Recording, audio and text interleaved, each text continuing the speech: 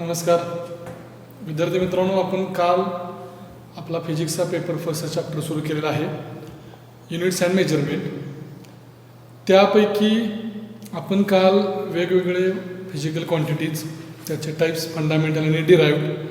Fundamental quantities त्याचे units, fundamental units, डिराइव्डचे units, derived units, आणि मग 7 फंडामेंटल क्वांटिटी आणि 2 सप्लिमेंटल क्वांटिटी. त्यातल्या शेवटच्या 2 ज्या होत्या त्या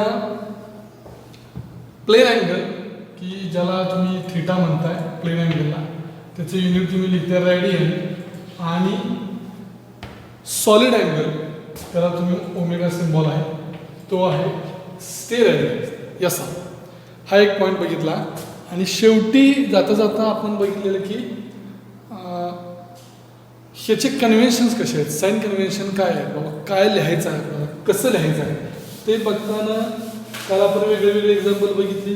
न्यूटन असेल तर तुम्ही एखाद्या सायंटिस्टचं नाव असेल तर तुम्ही त्याचं कॅपिटल लेटर लिहू शकताय, नसेल तर पूर्ण वाक्य लिहायचं, फुल स्टॉप द्यायचा नाही, कॉमा द्यायचा नाही, प्लुरल फॉर्म लिहायचा नाही. आणि मोमेंटम शब्द आला का, ॲक्सिलरेशन जे आहे हे जो आपण काय बघितलं तो व्हेलॉसिटी अपॉन टाईम आहे. व्हेलॉसिटीचं युनिट आहे मीटर पर सेकंड, टाईमचं युनिट आहे सेकंड, त्याचं युनिट होणार मीटर पर सेकंड स्क्वेअर. तर हे जर तुम्हाला वेगळ्या भाषेत द्यायचं असेल तर तुम्ही असं लिहू शकताय, पण लिहिताना इथे एक तुम्हाला हायफन द्यावी लागेल, नसेल स्पेस द्यावा लागेल. का, जर तुम्ही हे सलग लिहिलं असेल तर मात्र याचा अर्थ मिली सेकंड असा होतो. It is known as millisecond, and we are going to write here metre per second square. अजून ज्या आपण मिलीमीटर लिहितो, सेंटीमीटर लिहितो, मायक्रो सेकंड लिहितो, मिली सेकंड कसं लिहितो, मायक्रो सेकंड, नॅनो सेकंड किंवा नॅनोमीटर, तर हे सगळं जे प्रिफिक्स आहे हे याच्या अगोदर लिहायचं. नॅनो, मायक्रो अगोदर अलीकडच्या बाजूला लिहायचं आहे. असे काही थोडेसे कन्व्हेन्शन्स आहेत की जे काल आपण बघितलेले आहेत. आज आपण बघणार आहोत डायमेन्शन्स. डायमेन्शन्स कशाला म्हणायचे आणि डायमेन्शनल अनालिसिस.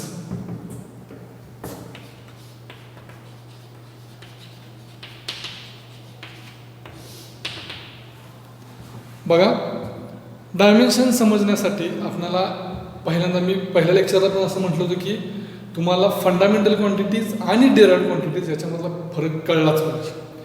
आणि तुम्हाला डिराइव्ड क्वांटिटीज ह्या फंडामेंटलपासून कशा त्याच्यावरती डिपेंड आहेत, कशा कशा अवलंबून आहेत ते समजलं असलं पाहिजे, तर तुम्हाला डायमेन्शन्स क्लिअर होणार, अदरवाईज क्लिअर होणार नाहीत. एक तुम्हाला मी होमवर्क दिला होता की तुम्ही डिराइव्ड क्वांटिटी जेवढ्या तुमच्या आत्तापर्यंत तुम्ही वाचलेल्या आहेत, बघितलेल्या आहेत, त्या सगळ्या सॉर्ट आउट करा. 7 फंडामेंटल सोडून उरलेल्या ज्या क्वांटिटी त्या सगळ्या बाजूला करा आणि मग त्यांचे फॉर्म्युले लिहा. तर डायमेन्शन्स बघण्यासाठी आपल्याला त्या क्वांटिटीची खूप गरज आहे. बघा जरा काय आहे डायमेन्शन्स म्हणजे. आपण जरा मी हे सिम्बॉल देतो बघा जरा. काल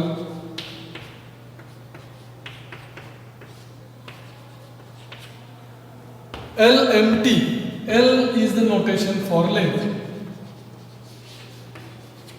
M is for mass, T for time की ज्याला आपण सेकंड युनिट आहे, K for temperature, I for current,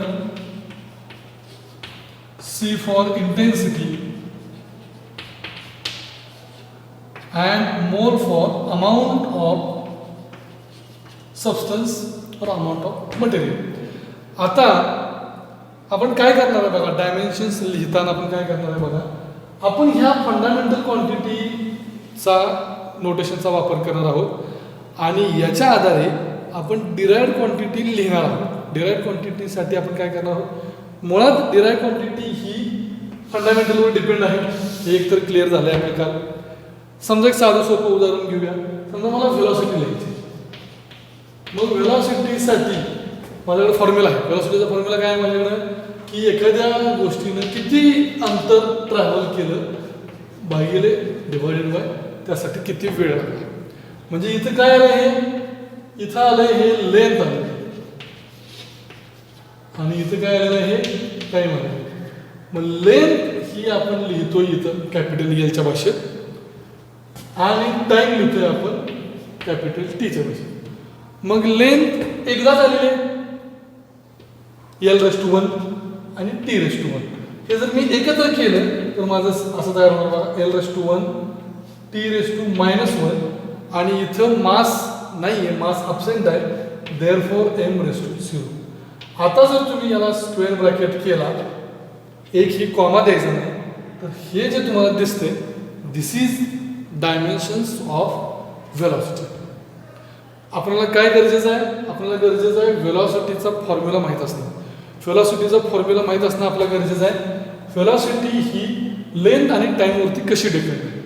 मग आता आपल्याला ह्या क्वांटिटीवरून आपण काय करतोय, वेगळ्या वेगळ्या डिराइव्ड क्वांटिटीज काय करतोय, तयार करतोय. मग डिराइव्ड क्वांटिटीज तयार केल्यानंतर डिराइव्ड क्वांटिटीजचा फॉर्म्युला हा फंडामेंटलवरती कसा डिपेंड आहे आणि मग आपण युनिट तयार करतोय. आता थोडक्यात बघा, याचं आपण एल रेस टू 1 म्हणजे मीटर आहे लेंथचं युनिट, मास 0 आहे त्यामुळे ते किलोग्राम येणार नाही, सेकंद आहे इथं सेकंड रेस टू -1 किंवा अजून वेगळ्या भाषेत मीटर पर सेकंड. अशा पद्धतीनं आपण काय केलेलं आहे, व्हेलॉसिटीचं युनिट तयार केलं आहे. म्हणजे आपण काय करतोय की फंडामेंटल क्वांटिटीज ज्या आहेत, फंडामेंटल युनिट जे आहेत त्याच्या पॉवर्स रेज करतो की जेणेकरून आपल्याला ती कन्सर्न जी डिराइव्ड क्वांटिटी आहे त्याची काय मिळेल, आपल्याला पॉवर मिळेल किंवा त्याची काय मिळेल, आपल्याला युनिट तयार मिळेल. मग आता हे झालं की एक्झाम्पल.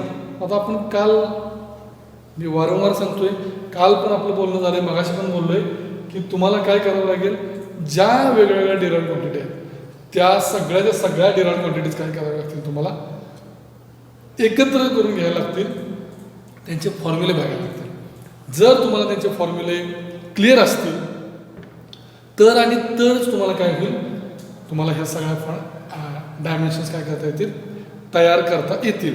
अदरवाईज तुम्हाला मग नुसतं पाठ करून उपयोग नाही, तुम्हाला हे फॉर्म्युले तयार करून ठेवा, फॉर्म्युले बघून ठेवा. अजून एक एक्झाम्पल घेतो सोपं छोटंसं, की व्हेलॉसिटी समजलं असेल तर. आता ॲक्सिलरेशन,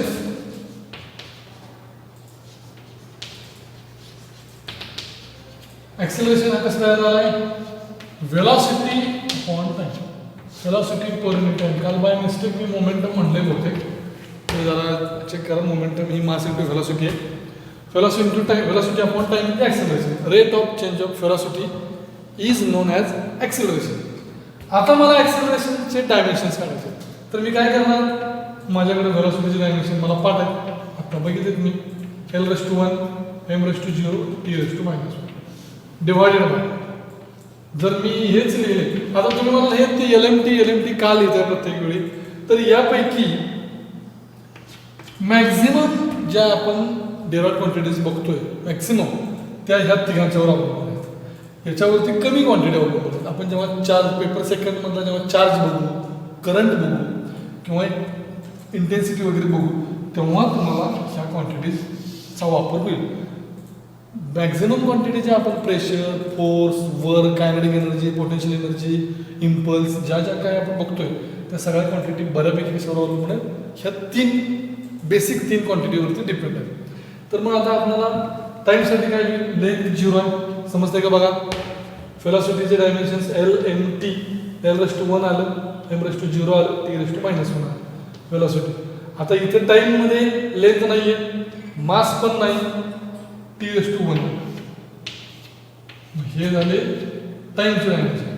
आता हे सगळं एकत्र करायचं आहे मला, तर काय होईल, एल रेस टू 1 इथं 0च आहे, इथं एम रेस टू 0च राहील, एम रेस टू 0, आणि हे टी रेस टू 1 परत वरती आलं तर टी रेस टू -1 होणार. ऑलरेडी इथे एक -1 आहे, -1 काय होणार, त्यांची बेरीज केल्यानंतर T raise to -2, L raise to 1 M raise to 0 T raise to -2. अशा पद्धतीने आपण तयार केलेलं आहे ॲक्सेलरेशनचे डायमेन्शन्स. आता तुम्हाला काय करायचे आहेत, अजून वेगळे वेगळे डायमेन्शन्स कसे कसे आहेत ते बघायचे आहेत. आपण एकामागे एक बघूया, नसेल तर तुम्ही काय करा, पुस्तकाचा टेबल एक तयार करा, बघूया आपण 2 मिनिट. आता पुस्तक जर तुम्ही रेफर करत असाल, पुस्तक जर वाचलं तर तुम्हाला टेबल तयार केलेलं दिसेल. आता आपण जरा डायमेन्शन्स अजून जरा सोप्या पद्धतीने आणि हळूहळू एक एक बघूया. आता आपण बघितले व्हेलॉसिटीचे dimensions, displacement upon time L1 m0 t raise to -1. ॲक्सेलरेशनचे dimensions velocity upon time L1 m0 t raise to -2. डेन्सिटीचे डायमेन्शन, त्यासाठी तुम्हाला डेन्सिटीचा फॉर्म्युला माहीत पाहिजे. डेन्सिटी म्हणजे घनता. आपण बघतोय mass upon volume. It is not a velocity, it is a volume. आता हे जे डायमेन्शन्स बनवायचे आपल्याला तयार करायचे आहेत. मग आपण काय करणार मास अपॉन व्हॉल्यूमसाठी मासचे डायमेन्शन्स. आता आपण जर प्रत्येक वेळेला हे LMT लिहिलं तर मास हा L0 आहे, T0 आहे. समजतंय का बघा? लेंथचा संबंध नाही इथं. मास आहे, मास आहे म्हणून तर m/1 गेला. हा झाला मास. आणि व्हॉल्यूमचे डायमेन्शन्स काय आहे? व्हॉल्यूम डिपेंड आहे फक्त आणि फक्त लेंथवरती. कुठलं पण तुम्ही व्हॉल्यूम घ्या. समजा तुम्ही जर क्यूब घेतला त्याचे व्हॉल्यूम 1, 2, 3 म्हणजे काय करता तुम्ही? उंची करता, रुंदी करता आणि डेप्थ करता. या तिघांचा गुणाकार म्हणजे तुमचं काय येतो? L³ येतो. समजा तुम्ही स्फिअर घेतला 4/3πr³. आता 4/3 पाय हे कॉन्स्टंट क्वांटिटी आहे. हे काय लेंथ नाही, मास नाही, काय नाही, कॉन्स्टंट आहे. आर रेडियस आहे ती. रेडियस म्हणजे एक ती लेंथच आहे. म्हणजे परत इथे काय लेंथ/3 आहे. मग आता व्हॉल्यूम आपण जे लिहिणार आहोत ते व्हॉल्यूम आपण कुठल्या भाषेत लिहिणार आहोत? इथं आता लेंथच्या भाषेत लिहितो. व्हॉल्यूम लेंथ⁻³ मास नाहीये, टी नाही, टाइम नाही. मग काय झालं आता बघा, हे एकत्र करायचं आपल्याला सगळं. हे वरती नेलं, पॉवर्स सगळ्या एकत्र केल्या तर काय तयार होईल बघा? L⁻³ m⁻1 t⁻0. बघा जरा डायमेन्शन बरोबर लिहिता. L⁻³ m⁻1 t⁻0 हे डायमेन्शन आलेले आहे डेन्सिटीचे. आता याचं युनिट तयार करायचं आहे आपल्याला. त्याचं युनिट कसं आहे मग? आता L⁻³ आहे, -3 म्हणजे डिनॉमिनेटरला टर्म आहे ही, m⁻1 आहे म्हणजे न्यूमरेटरला टर्म. मास एकदाच आहे, मास युनिट आहे किलोग्राम, मास युनिट. t⁻0 आहे म्हणजे सेकंडचा काही संबंध नाही, टाइमचा काही संबंध नाही. L⁻³ म्हणजे L ही लेंथ आहे, ते आपण मोजतो मीटरमध्ये, kg/m³. kg/m³. हे झालं डेन्सिटीचं डायमेन्शन्स. आता समजा पुढचे डायमेन्शन बघूया आपण. मोमेंटम. मोमेंटम म्हणजे काय? P = मास × व्हेलॉसिटी. तुम्हाला 9वीला का 10वीला पुस्तकात एक आहे बघा, की समजा तुम्ही एक एक्झाम्पल मोमेंटमचं चांगलं उदाहरण दिलं बघा, की मोमेंटम म्हणजे मास आणि व्हेलॉसिटी दोघांच्यावर कसं डिपेंड असतं.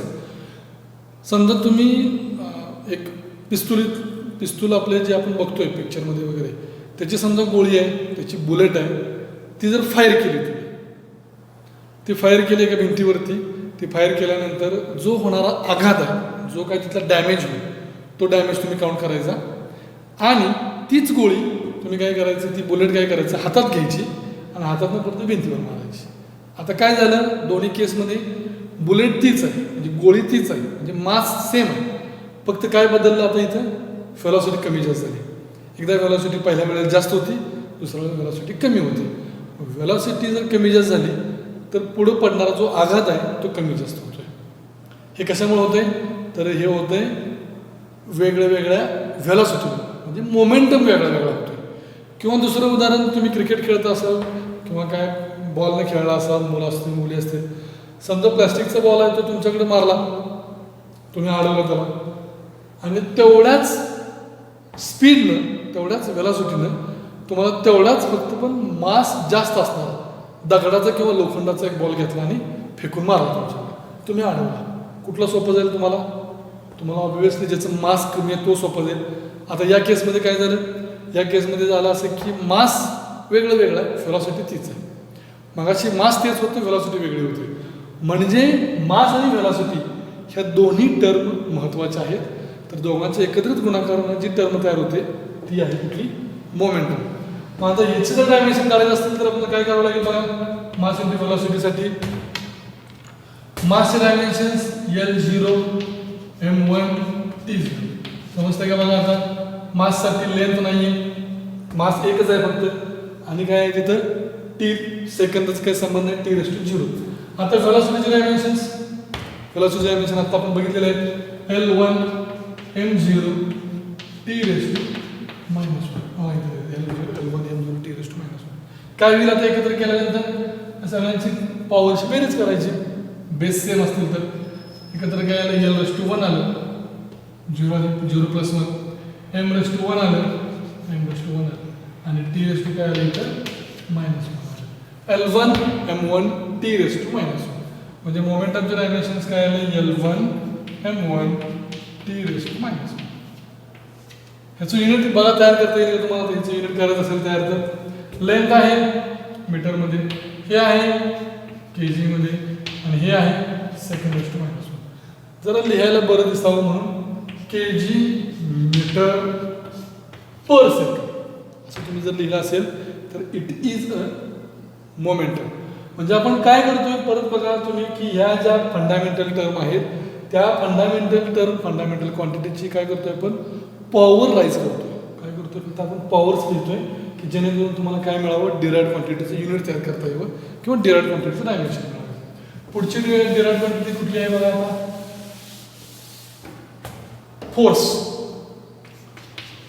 फोर्स इक्वल टू फोर्सचा फॉर्म्युला माहिती पाहिजे आपल्याला. Force equal to mass into acceleration. तो आहे मास आणि ॲक्सेलरेशनचा गुणाकार. मग मासचे डायमेन्शन्स LMT मध्ये काय येणार होता मासला L0 T0 M फक्त एकदाच आहे त्यामुळे M⁻1 आहे तिथं मास. ॲक्सेलरेशनचे डायमेन्शन लिहिलेले आपण ऑलरेडी L1 M0 T⁻⁻2. एकत्र करा दोन्ही आता काय होईल बघा L1 M1 T⁻⁻2 बघा जरा L1 M1 T⁻⁻2 L1 M1 T⁻⁻2 म्हणजे L⁻1 M⁻1 T⁻⁻2. आता याचं युनिट स्टँडर्ड युनिट आहे याचं न्यूटन. जर तुम्हाला या फॉर्मॅटमध्ये युनिट बसवायचं असेल तर तुम्ही कसं बसवणार बघा मास आहे, लेंथ आहे पर सेकंड स्क्वेअर काय आलं T⁻⁻2 असल्यामुळं खाली आलं T⁻2 सेकंडचा स्क्वेअर. या पद्धतीने आपण काय केलं तर याचे डायमेन्शन्स तयार केले न्यूटन फोर्स झाले. पुढचे डायमेन्शन्स आहेत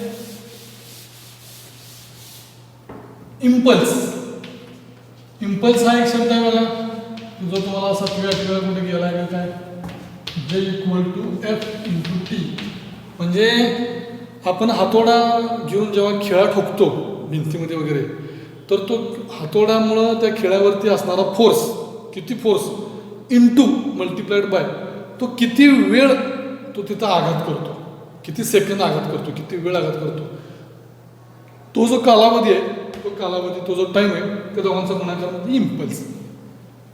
मग आता हे तर डायरेक्ट फोर्स डायमेन्शन्स आपल्याकडे आहेत ऑलरेडी. फोर्सचे डायमेन्शन्स L1 M1 T⁻⁻2 आणि परत एकदा जर मी सगळं द्यायचं म्हटलं LMT it is a symbol for time असेल तर L0 T⁻1 आलं. आता काय तयार होईल बघायचं आता L1 M1 T⁻⁻2 काय तयार होईल तिथं आता -1 L1 M1 T⁻⁻1 इम्पल्स झालं. इम्पल्स याचं काय नाव आहे impulse Newton second impulse unit force into time. पुढचे वर्क. एखादं वर्क डन झालं आपण कधी म्हणतो कार्य कधी होतं एखादं जर ती एखादी वस्तू समजा इथं आहे आणि जर मी एखादा फोर्स अप्लाय केला मला समजा एखाद्या जागेवरून दुसरीकडे न्यायची जर खरोखर त्याची डिस्प्लेसमेंट झाली एका ठिकाणावरून दुसरीकडे जर ती वस्तू गेली तर वर्क डन झालं.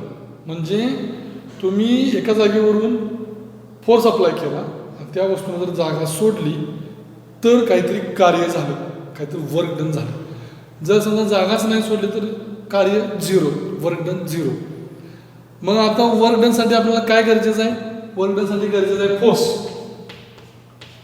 आणि त्यासोबतच काय गरजेचं आहे डिस्प्लेसमेंट. म्हणजे मी एक उदाहरण देतो काय समजा तुम्ही वर्गात बसलेला आहात आणि तुमच्या सरांनी किंवा मॅडमने तुम्हाला सांगितलं की हा बाबा तुमचा एखादा बेंच एखादी वस्तू काय करायची एका जागेवरून दुसरीकडे कन्व्हिनियंट ठिकाणी ठेवा आणि तुमचे सर किंवा मॅडम बाहेर गेले तुम्ही इथून ती वस्तू उचलून कोपऱ्यात ठेवली परत काय दुसऱ्या ग्रुपला वाटलं की नको इकडे ठेवू तिकडे ठेवली, परत तिसऱ्या ग्रुपला वाटलं इकडे ठेवूया, परत तिसरीकडे नेली.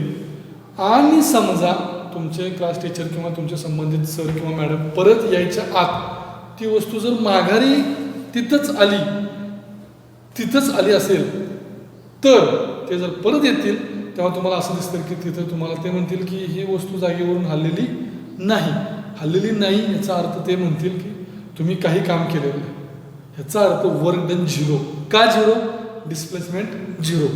मग आता फोर्स इंटू डिस्प्लेसमेंट. तर फोर्स डायमेन्शन आपल्याला आहेत L1 M1 T⁻².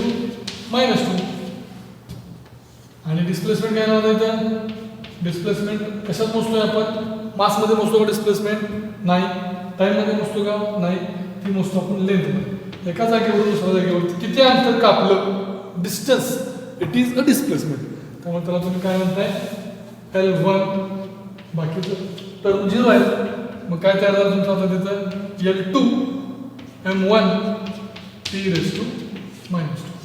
L2 M1 T⁻².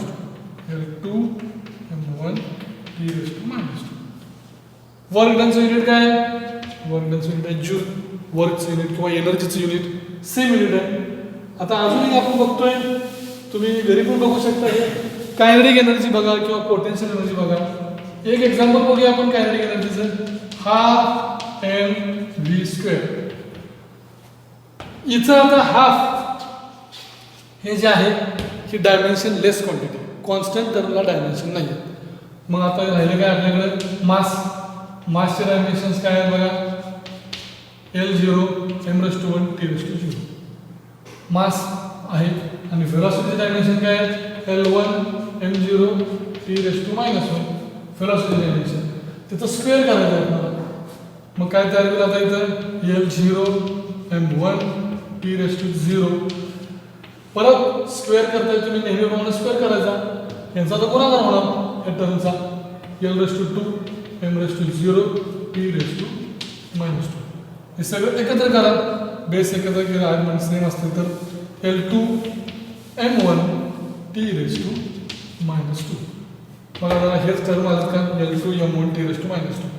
Kinetic energy, work ही एक प्रकारची एनर्जीच आहे. वर्कसुद्धा एक एनर्जीच आहे. त्यांचं युनिट सेम आहे जूल. त्यांचे डायमेन्शन पण सेम आहे. L2 M1 T⁻². आता शेवटचा एक बघूया आपण. प्रेशर म्हणजे काय? दाब किती एखादा काढतो आपण. तर तो प्रेशर कसा आपण काढतो? Force upon area. म्हणजे आपण कागदाला टाचणी लावतो. कागद एखादा तुम्ही हे करताना तर तुम्ही जर टाचणीचा जो चपटा भाग आहे, जसं डोकं आहे, तिथं बोट लावताय आणि टोकदार भागात तुम्ही कागदात घुसवताय. त्याच्याऐवजी उलटं झालं तर, टोकदार भाग जर आपल्या बोटाकडे आला तर काय होईल? तुमचा फोर्स तेवढाच आहे पण एरिया जो आहे तो कमी झाला. तर टाचणीचं टोक हा एक एरिया आहे, तो जर कमी झाला तर तुम्हाला काय होईल? तिथं प्रेशर जास्त होईल आणि ते टाचणी तुमच्या बोटात घुसेल. तर मग हा फोर्स अपॉन एरिया. आता फोर्स डायमेन्शन आहेत आपल्याकडे L1 M1 T⁻². आणि एरियाचे डायमेन्शन काय असतील? L2 M0 T⁻². समजलं का बघा? साधे सोपे येईल.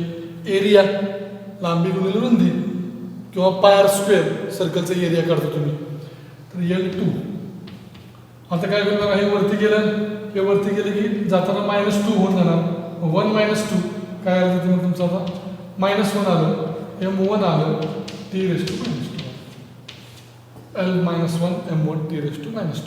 आता याचं युनिट काय होतं जरा बघाच. घरी उद्या आपण परत चर्चा करू. आता हे सगळे डायमेन्शन्स आपण बघितले. आता अजून कुठले डायमेन्शन्स राहिले असतील? तुमचं काम आहे जरा शोधून काढायचे डायमेन्शन्स. त्याचे एक वहीत चार्ट तयार करायचा. हे मी आता सांगितलंय, पुस्तकात पण एक चार्ट आहे. तर तो जसाच तसा न लिहिता आपण काय करायचं आहे? आपण त्याचे फॉर्म्युले पाठ करायचे, फॉर्म्युले लक्षात ठेवायचे आणि आपण स्वतः काय करायचे? हे सगळे प्रकारचे डायमेन्शन्स तयार करायचे आहे. आता याचे युजेस काय आहेत वगैरे पुढच्या लेक्चरमध्ये.